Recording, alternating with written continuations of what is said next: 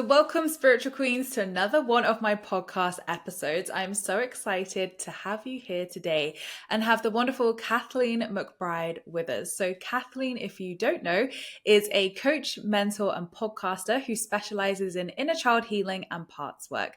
It's her mission to support people in healing internal shame, processing past emotional baggage, and learning the no fluff kind of self-love that truly sees you through a lifetime of growth, personal expansion, and creating your own version of happiness. Welcome to the show, Kathleen. How are you doing?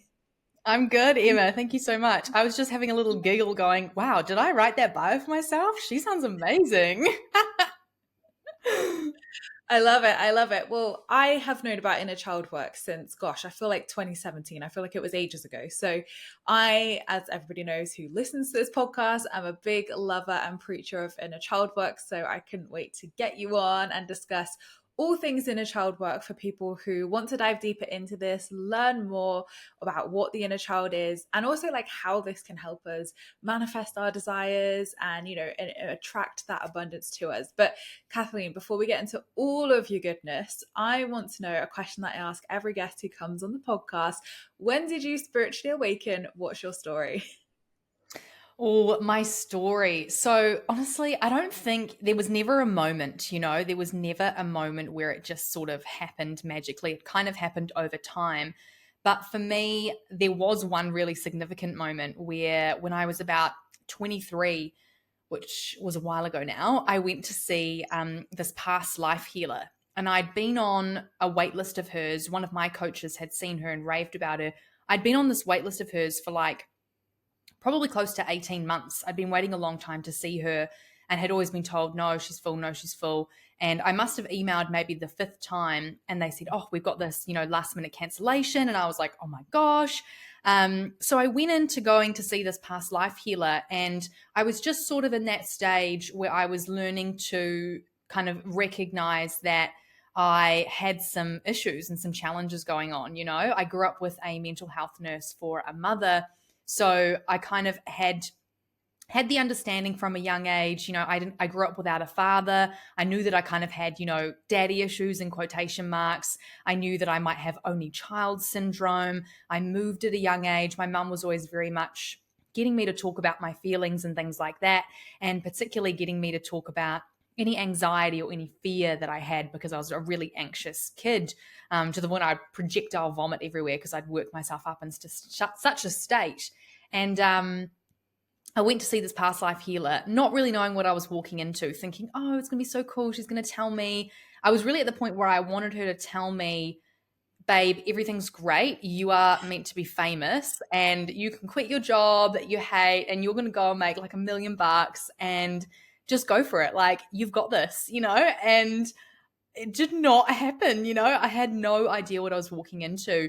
And I literally felt so sick the entire time. Like, I literally thought I was going to go back to being a child and projectile vomit everywhere, because she was psychic. She was this psychic basically breaking down not just past lives, but I basically walked in and she told me my partner of 2 years was going to break up with me, and that my dad thinks about me and that I have to go find him, and, all this crazy stuff. And she just blurted it all out to me. And I was so ill prepared for it and so overwhelmed. And I would say that's probably, if I could pinpoint a moment, that was the moment I sort of went, oh my God, and I really began to sort of look at myself and my life. And I was in that transition of, being the party girl. I had been traveling a lot. I'd recently come home, and I knew that my drinking wasn't helping me anymore. I'd had friends have chats to me about my drinking and say how much of a problem it was for me. And they were huge drinkers themselves, which made it even more, awful and confronting.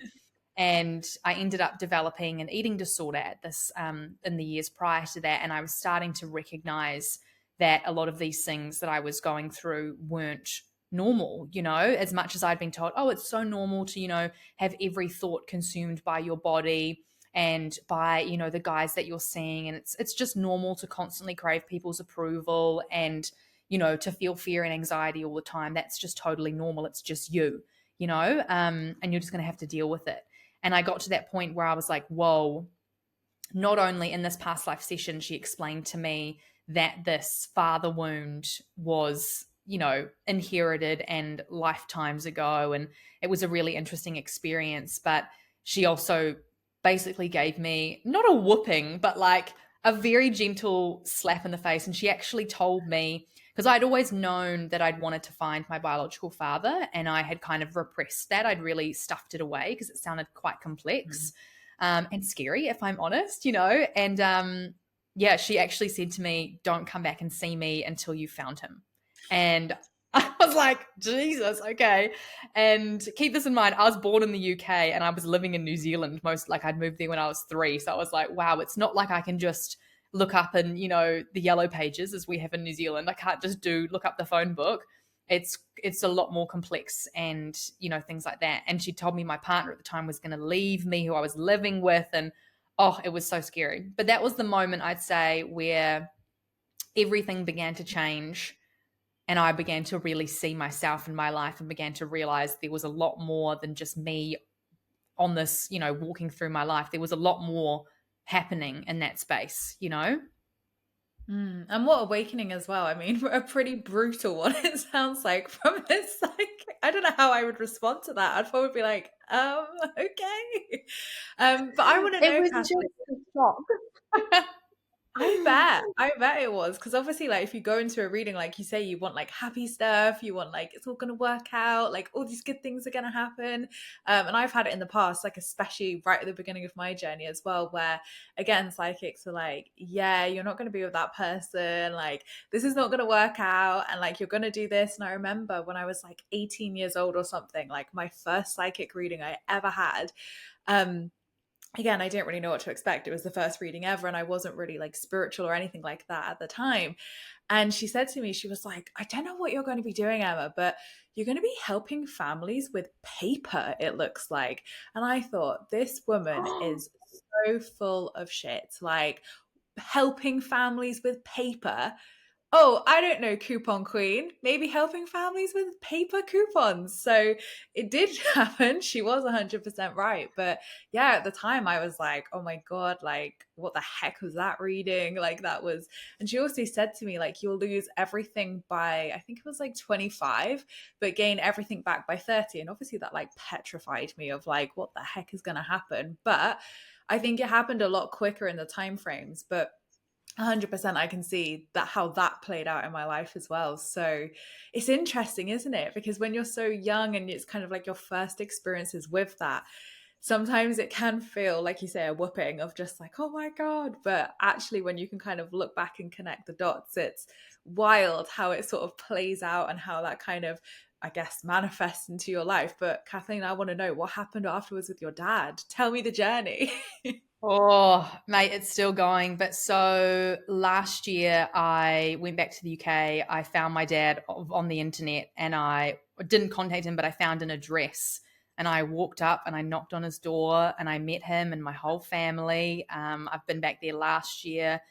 It had elements of a fairy tale to it, and then it's had elements of being really hard and overwhelming. And I think you get this idea in your head when you're trying to find a biological parent that they're a perfect person, and that as a kid I just yearned for this kind of knight in shining armor, this perfect father figure. And yeah, he's just a human being. He's just a human. So it was really good, and then it was really bad, and now I'm somewhere in medium land trying to figure it out. And I'm probably going to be trying to figure it out for the rest of my life, if I'm honest. But I did it. I did the scariest fucking thing of my whole life. Literally had to knock on this door. And that story, I will tell that full story one day somewhere. I haven't yet, but it's a really funny story of how it happened, in the universe conspiring, and just, yeah, the universe really being like, no, no, no, you have to face your worst possible fear. Because I'd always known from quite a young age that I would have to go up to the door and I'd have to knock. Like, I always had that vision of myself going, and like, I had that happen. And the tears in my eyes, the just heart pounding, like, Jesus Christ. And yeah, I had that happen. And my Lord, it has been, it's funny, on this journey that we're on, we think Well, our ego likes to tell us that we're taking steps ahead and it's going to get better, but sometimes it just gets a whole lot more complicated, you know? The healing journey's like, nope, we're gonna go in a spiral instead.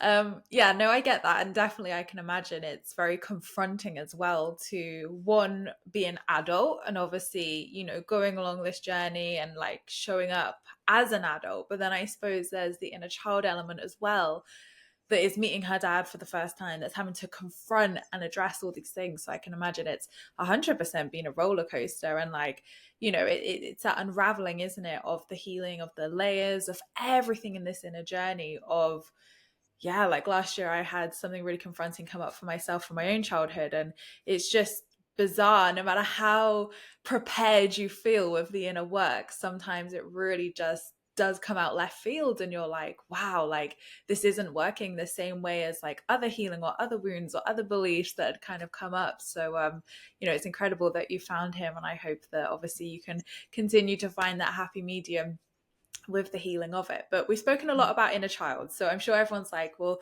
what is an inner child, Emma? So Kathleen, what do you believe the inner child is, and do we all have one? Well, yes. And I mean, it's so funny, you know, just briefly telling that story about my dad, because without doing inner child work, I don't think I ever would have had the courage to actually follow through with that, you know? It was a very triggering experience for my inner child. It still is, you know? And so, yes, the inner child, of course, I am 100% in the belief that we all have one.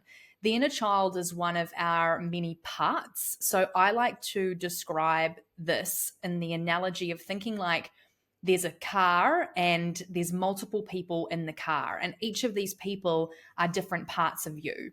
And these parts of you are created at all stages of time, at all, you know, you could have a part of you that's 5 years old, 9 years old, 12 years old.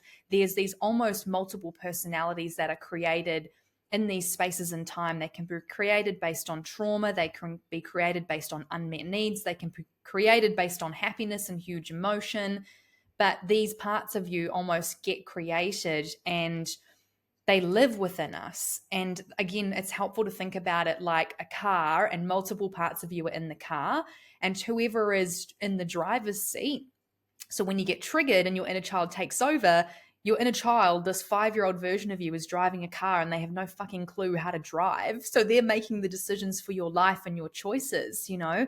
For me, that looked like drinking myself into a stupor every time because I needed the alcohol to boost my confidence. My inner child drove me to an eating disorder. You know, I hated my body. I was obsessed with trying to be better. My inner child drove me to gain approval from any man I could find, you know?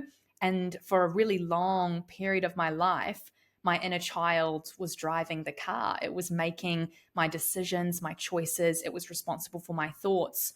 I was almost in this like constantly very easily triggered state, because when you think about it, a child, which is exactly what this is, it's just a young part of you. If you can imagine a young version of you, a child is really easily triggered. You know, they don't know how to deal with their emotions, or they're unable to see multiple perspectives, or, you know, they're unable to understand and grasp different concepts.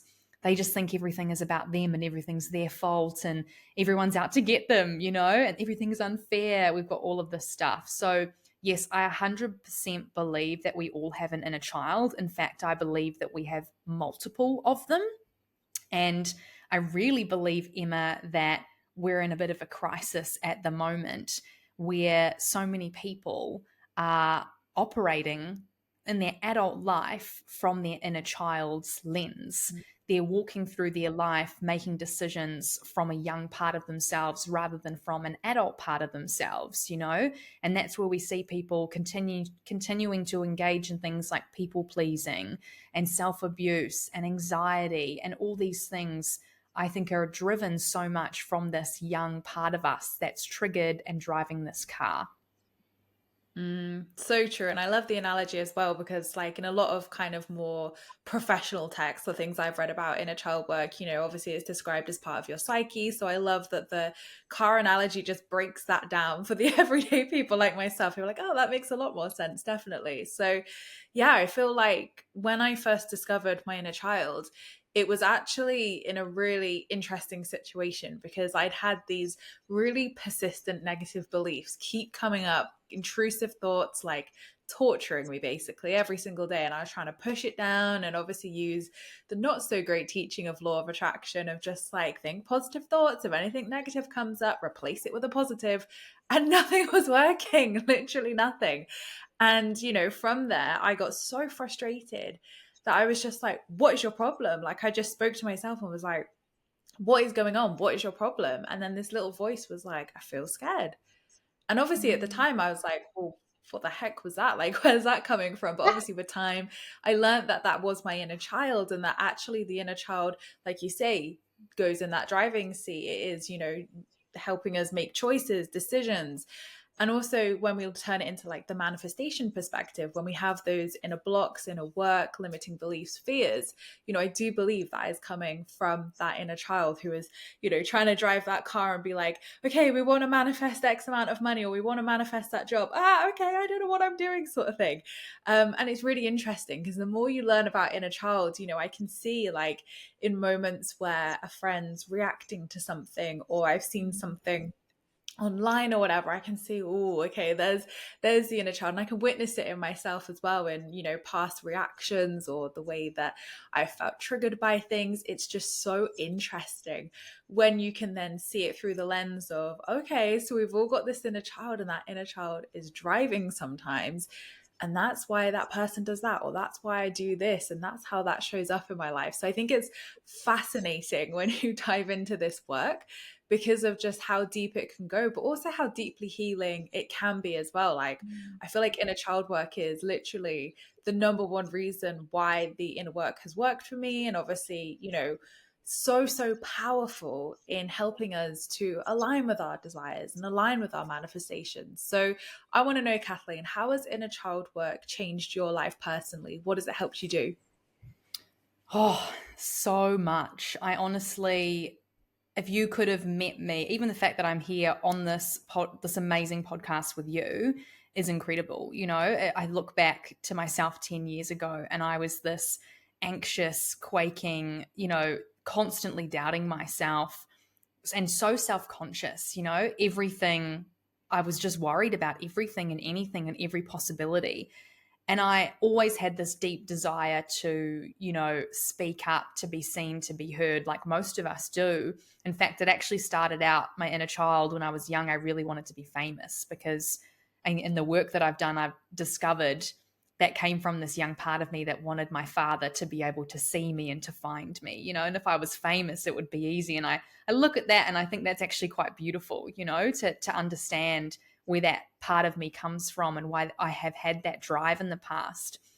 But in terms of how it's changed my life and how it's actually helped me personally, is everything. So, one, addressing my daddy issues, actually getting to the root cause and going to find my dad on the other side of the world, facing my literal worst fear and living to tell the tale. And then the other side of the coin has really been for me with an eating disorder and my body image. Like I mentioned, I just hated myself and my body, and I harmed myself over and over and over again. And it was to the point where, like, I grew up with a mental health nurse for a mother. I knew what an eating disorder was, but my brain was so powerful. It protected me so much from being able to see that the behaviors I was engaging in were self-harm and were an eating disorder, that I didn't figure it out until, a year or two after I had engaged in those behaviors severely for the last time. And it was just mind blowing to me that, these different parts of my psyche could block things like that out. And then when I started to go on that healing journey, after the psychic, rocked my world in all of the best ways, and I started to explore this idea that maybe it might be okay to like myself, and maybe it's okay if I do feel anxious sometimes, but it doesn't need to be my every moment of every day. And maybe I deserve good things. Maybe I'm not a sack of shit. Maybe I don't have to hate myself anymore. Maybe I don't have to, constantly try and please every person I encounter and be whoever they want me to be. Maybe I can just be myself, and that's enough. And I really think that's how it's helped me. And I look at the life that I've lived and that I'm living. And although it totally has hard moments, it's still just, I sit back in awe and I'm amazed. I'm like, how did I get here? I'm like, how did I get to a place where even just now it might sound so simple to you, but I just had this huge dinner and I had 3 pieces of delicious garlic bread, and I had just gone to the movies and I had popcorn and a frozen Coke, and I didn't even think twice about the fact that I was not allowed to have this food, or that this food would make me fat, or I should be eating differently, or I'm going to need to work out more tomorrow. Those thoughts kind of just consumed my entire head every moment of my life, up until probably 3-4 years ago. And so inner child work has just allowed me to become more of who I really am. It's opened me up to a lot more love and vulnerability and connection with people. I have such fulfilling, deep connections in my life with the people I'm close with. I really feel seen and heard as me. And I challenge myself every day, and I'm compassionate to myself because I understand when the pain is coming up and when I get triggered. I understand and have the tools to know how to work with this part of me. It's given me the ability to live. It's as simple as that. I love that. And just yes to all of it. I agree with all of it because, yeah, like I've definitely felt like pretty much all of that as well. And I think it's coming home to yourself, it's being your own best friend. And I think it is that compassion, that acceptance, that unconditional love that you can then cultivate and grow and nurture for yourself. And as we know with the law of attraction, when you feel that within yourself, of course that's going to reflect in the outer. That's going to reflect in your personal relationships, romantic relationships, family, friends, whatever. And I think it's so beautiful when you do see through the lens of love more, and you can almost view your life from a very different place. And it's really interesting because I feel like from doing so much inner child work over the years, but especially the last year, and really coming home and learning about that as well, I almost feel like I'm starting again, if that makes sense. Even though I'm 30 years old, I feel like I'm kind of, oh, okay, so now I can give my inner child the life that she's always wanted. And I can, like almost hit that reset button and now give her everything that she needed as a child, that she wanted in her childhood, that she didn't maybe get. And I think it's just so refreshing and almost like, well, it's healing, of course, but it's refreshing and fun, I think, to then feel that excitement of the inner child and be like, oh, okay, I'm an adult, but I still get to have that fun side. I still get to experience all the fun stuff that I wanted to as a child. And I think even just working through inner child work brings so much fun into what can be quite a serious adult life. So if anybody's listening who feels their life's quite serious and it's just mundane and it's the same thing, routine, like inner child work 100% brings that fun spark back into your life and just creates so much childlike magic that I think we all have as a child. We always, I remember being a kid like believing in fairies and like seeing all the magic in the garden and all that. And we lose that kind of childlike spark and magic because the world gets serious. We're taught, that's woo woo. Don't do that anymore, Emma. Go to school, go get a job. Like, obviously, life becomes very serious. So it's amazing how much fun and joy, and obviously, joy is the ultimate creator with manifestation as well. So I always see manifesting and the inner child work really, really close together or like hand in hand, because of how much abundance you can create with your inner child, involving them in that process, but then also getting into that vibration and state of joy and fun, which can be done with the inner child. So I think it's like incredible work to do for the healing work, but also great to do for manifesting as well. Totally, totally. And it's beyond powerful, I think. Like you said, I think so many of us find manifesting and think that it's going to be like this magic wand life hack. And really what it is like, oh, no, no, no, no. You are going to just dive right into the biggest, boldest healing journey and meet all these parts of you that have been, shaded in shame and pain and fear based on, your experiences in your childhood, which something that's really interesting, which we can touch on, is you probably get the same, Emma, but a lot of clients come to me and they say, my childhood wasn't that bad. I didn't go through any severe trauma. and things like that. And while I'm like, oh, love that for you, that's fantastic, but again, what's important to understand when we're talking about, having a wounded inner child, we're talking about your life from the lens of being a child. A child just thinks everything is about them, and they make up things about the world. They say the sky is blue because, every morning someone goes and puts blue dye and blows it into space. Like, as kids, we make up these stories as to why things make sense. And those stories become our belief systems when we don't have a parent or a caregiver actually sitting there and, getting to explain things to us in ways that we'll understand.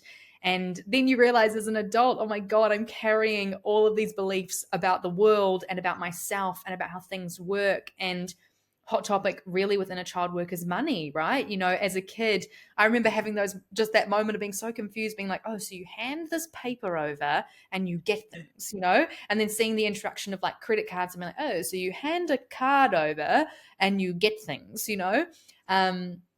but thinking about it from that lens, about all of the beliefs that you absorbed, and you're just, as a child, you're a sponge, you're just absorbing and building basically you're building your instruction manual for how the world works, your own encyclopedia from those ages of 0 to 7, but you're making it up from one, what you see and observe, two, the experiences that you have, but you're making sense of it in a child's mind, not your adult mind. Do you know what I mean? So like, relationships are such a good one to look at, because I actually watched so I'm loving the movies right now because it's so fucking hot here. I feel like that's all I want to do and go get the beautiful aircon.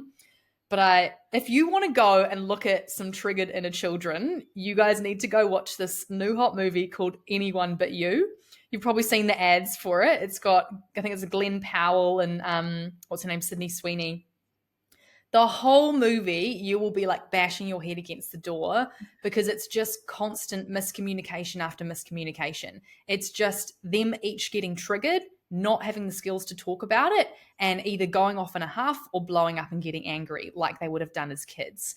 And it's just hilarious to be able to witness things like that. And you'll see it in real life too, like you spoke about, Emma, to see people's inner child getting triggered and going, oh, I'm not speaking to their adult self right now. I'm speaking to like a 7-year-old version of them. I might have to tread carefully here, It's really interesting to see that. So go and watch that movie so you guys can see what I mean for yourself, okay? I love it. So, what are your top tips, Kathleen, for us to start working with our inner child and building that relationship with them?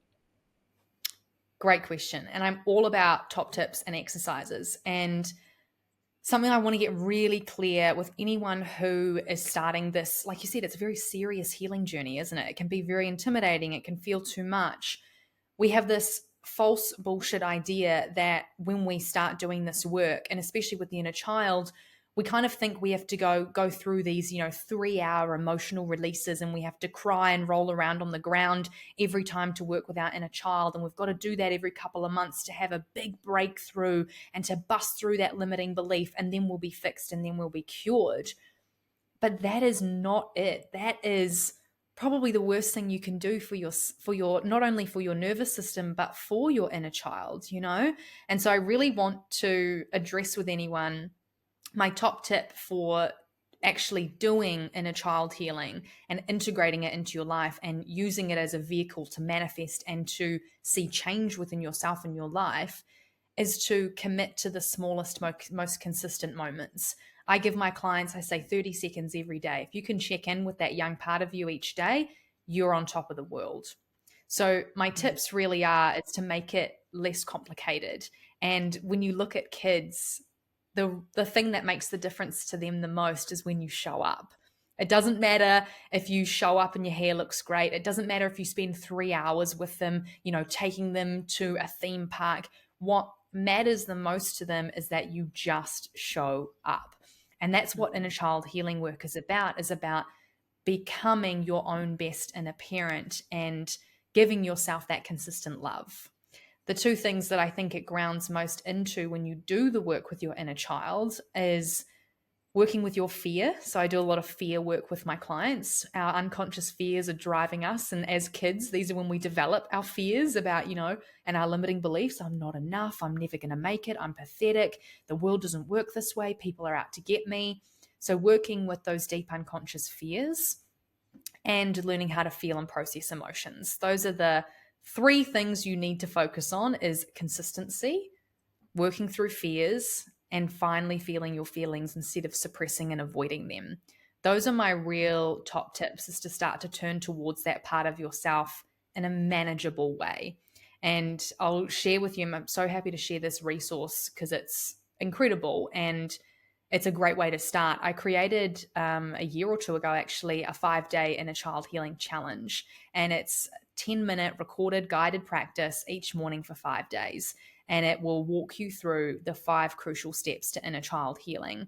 And I've gotten these beautiful messages back, particularly from a lot of men. And I don't work with a lot of men normally, but saying, for the first time I cried, and I'm not someone that cries, but just the deep emotional work that can come from building this connection to this young part of you is quite beautiful. And I think we get overwhelmed as to where to start. That's same with manifestation, right? We're like, where the hell do I start figuring this out?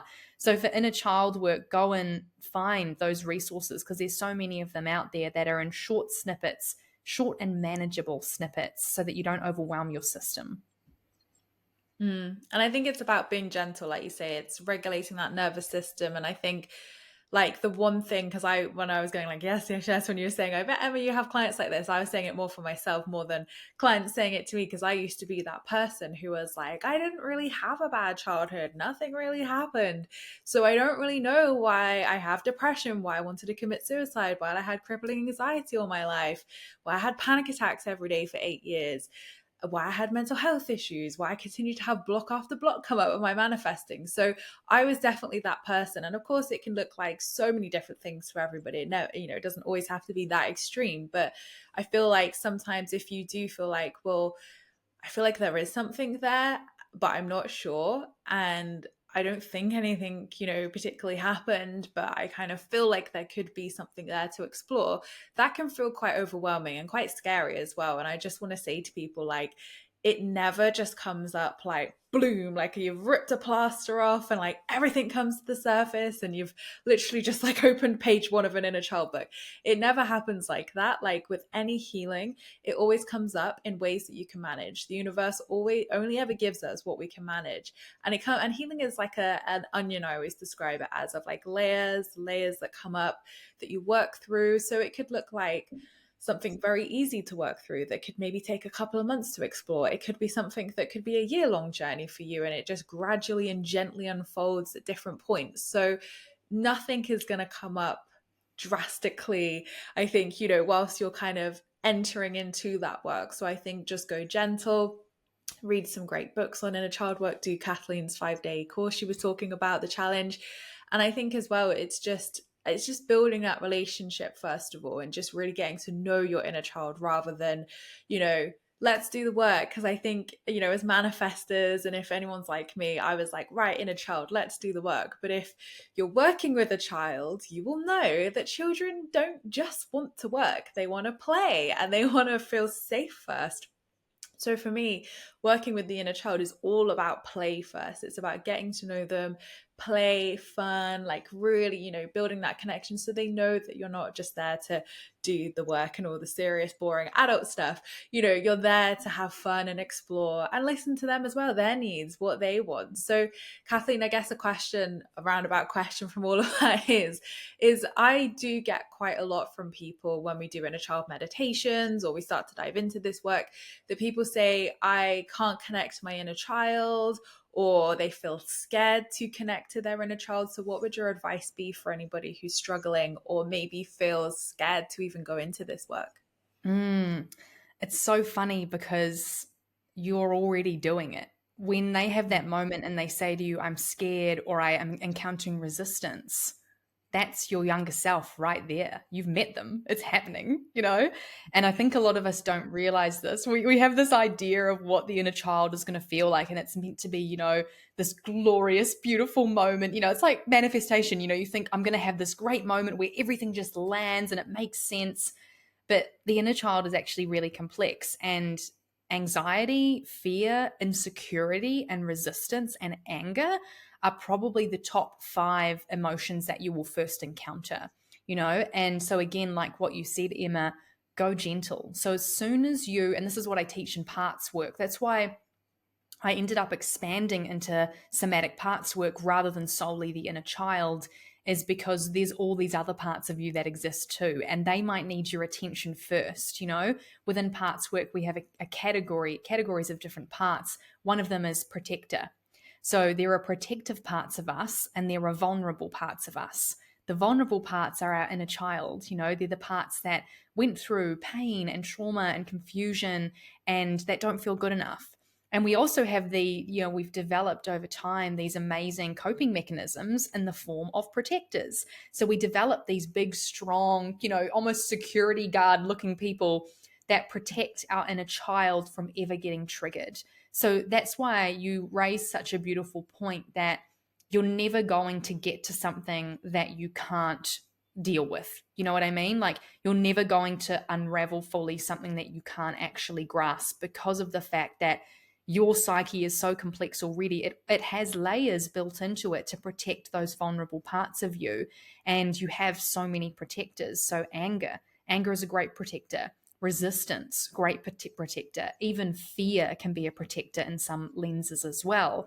And so learning how to, and this is what I specifically walk clients through first, is learning to work with the protector, because you have to work with that part first before you can almost get to that vulnerable sense. And that's why it's been really helpful to learn tools that apply to all parts of you rather than specifically the inner child, so that when something comes up, like, resistance, fear, anger, anxiety, worry, overwhelm, you know how to work with that emotion that's coming up. And that will allow you to slowly work through the layers of protection, of avoidance, of suppressed emotion that you've spent, years of your life just stacking all these things that you didn't want to feel or acknowledge on top of the other, and you'll work slowly through those layers. So does that make sense about the protective and the vulnerable? Yeah, definitely. Definitely it does. Thank you for sharing that. So, Yeah. my last question today, then, Kathleen, is what is one piece of life advice that you would like to leave my lovely listeners with?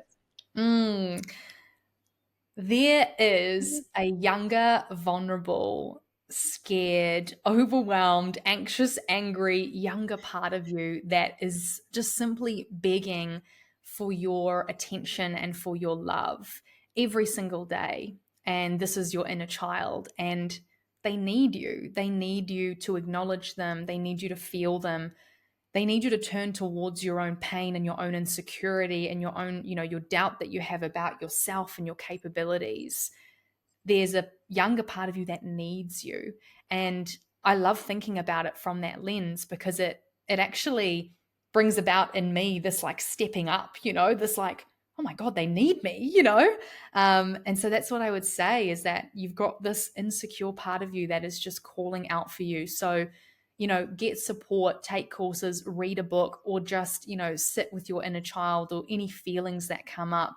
Even if it's for 30 seconds every day, just make it consistent. Just turn towards all the uncomfortable things you don't want to turn towards. And if it's only for 30 seconds every day, that's more than enough. And it will help you to stop continuing to shut down and to repress and to avoid all of the emotions that we experience as humans, which is what caused so many problems for us, physical pain, problems manifesting, anxiety, depression. All these things come from these emotions that we don't know how to feel. So take time with those parts of you that are feeling those things. Love that, Kathleen. Beautiful. So, where can everybody find you if they want to learn more about your work?